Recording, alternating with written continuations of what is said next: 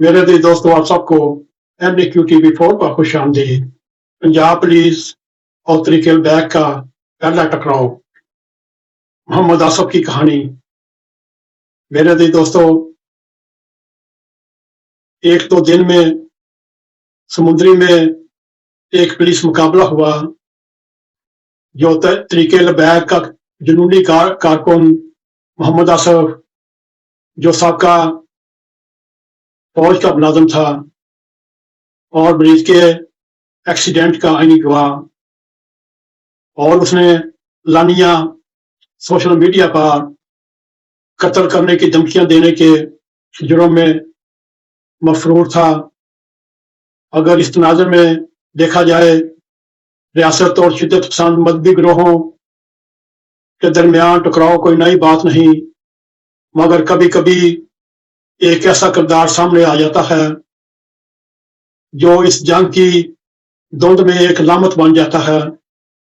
अगर आपने हमारे YouTube चैनल को सब्सक्राइब किया तो शुक्रिया, अगर नहीं आप सब्सक्राइब भी करें, प्रोग्राम पसंद आए लाइक और शेयर भी करें, और बेल आइकॉन को जरूर क्लिक करें ताकि हमारी आने वाली वीडियो आप तक पहुंची रहे। मेरे लिए दोस्तों, मोहम्मद आसफ एक ऐसा किरदार था, एक बागा हुआ सिपाही, एक रपोश तरीके बैग का मजहबी कारकुन, और एक ऐसा शख्स जिसकी अपनी जिंदगी मुसलसल पंजाब पुलिस और इंटेलिजेंस दारों के खौफ से भागदौड़ और इल्जामात के बारिश बोझ से गुजरी। मोहम्मद आसफ की हलाकत के बाद सोशल मीडिया पर वीडियो गर्दिश करने लगी। एक वीडियो में वो एतराफ कर रहा है कि अमेरिका में होने वाला पुलिस ऑपरेशन उन्होंने अपनी आंखों से देखा। वो कहता है, सानिया मरीज के बाद मैं बेघर हो गया हूं। ये वही एहतजाज है जो तरीके बैग के साथ रिजवी अनस रिजवी की क़यादत में तरीके बैग की पूरी शूरा ने हुकूमत वक्त के खिलाफ एक अक्सा मार्च निकाला, और हुकूमत के मना करने के बावजूद कि फलस्तीन में अमन हो चुका है, अमन कायम हो चुका है, फलस्तीन जश्न मना रहे हैं, आप फिर इत्तेजाज किसी और मौका के लिए रखें। मगर वो बज़िद थे। तरीके बैग का यह दावा था कि हम घुटनों के बाल हुकूमत को लाकर फिर वापस आएंगे और अपनी शराइत पर। मगर इस दफा तरीके बैग के ख्वाबो ख्याल में भी नहीं था कि हुकूमत वक्त का स्टैब्लिशमेंट के रवैये बदल चुके हैं। पंजाब हुकूमत और सिक्योरिटी इदारे ऑन बोर्ड हैं और जबरदस्त एक्शन होने वाला है। ये वही एहतजाज था जिसके दौरान पुरतशद्दद झड़पों में SHO पुलिस और पुलिस एहलकार शदीद जख्मी हुए और चलने फिरने से मजबूर हुए, और मुतअद्दिद मुजाहिरीन भी मारे गए, और बाद में हुकूमत पंजाब की सिफारिश पर तरीके बैग पर पाबंदी लगा दी गई। लेकिन कहानी यहाँ खत्म नहीं होती। असल सवाल ये है, मोहम्मद आसफ कौन है और तरीके बैग और मोहम्मद आसफ के दरमियान क्या तल्लक है, और रियासती इदारों के दरमियान पहले बड़े टकराव में मोहम्मद आसफ का क्या किरदार था, एक भागा हुआ सिपाही या कुछ और। बीबी से बात करने वाले एक आला अफसरी और पुलिस राय के मुताबिक मोहम्मद आसफ फौज का साबिक सिपाही था जो दायरे से भाग गया और किसी इंटेलिजेंस यूनिट से वो बचता रहा था। ये इल्जाम इंतहाई संगीन, और जराये के मुताबिक वो मरीज के ऑपरेशन से पहले ही तरीके बैग के एहतजाज में शामिल हो चुका था और अपनी मौत तक रपोश था।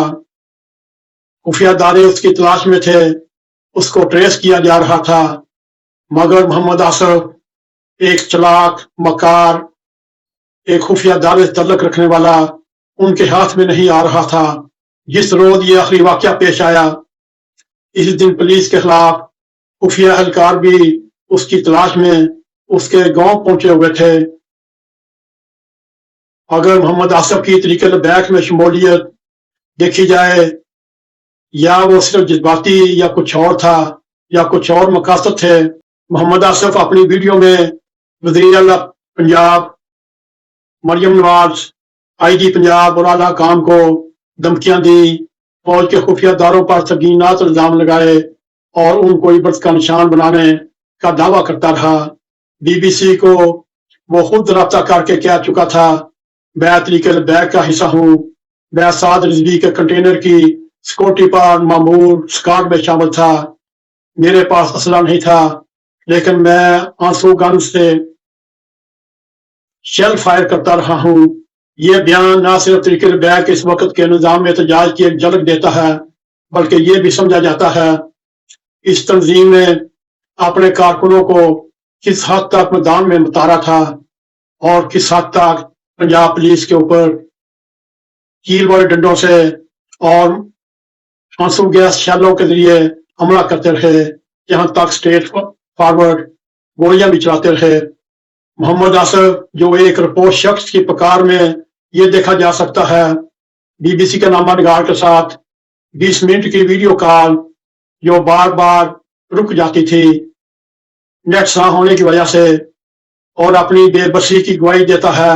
کھیتوں میں چھپا ہوا ایک آدمی بار بار کہہ رہا ہے، ایجنسیاں مجھے ٹریس کر رہی ہیں، میرے گھر روز چھاپے مارے جا رہے ہیں، وہ اپنے نام، خاندان، سب کچھ بتا رہا ہے۔ یہ محمد آصف کی غیر معمولی کھلا پن ذہنی دباؤ، خوف کی طرف اشارہ کرتا ہے جس مجبوری اور بے بسی کی حالت میں وہ زندگی گزار رہا تھا۔ اصل سوال اب بھی باقی ہے، کیا محمد آصف ایک جذباتی کارکن تھا یا وہ واقعی ریاستی اداروں سے بھاگا ہوا تھا، یا وہ ریاست اور مذہبی گروہوں کے درمیان ہونے والے کھیل کا ایک مورا بن گیا تھا؟ حقیقت یہ ہے پولیس انتظامیہ اور متعلقہ ادارے اس سوال پر خاموش ہیں۔ جو بہت تھوڑی معلومات سامنے آئیں وہ باخبر ذرائع کے ذریعے آئیں، یعنی وہ بھی کچی، کچھ غیر مصدقہ، مگر تفصیل کا حقیقت جس پر یہ ملک چل رہا ہے یہ پہلا ٹکراؤ نہیں بلکہ سب سے بڑا اشارہ ضرور ہے۔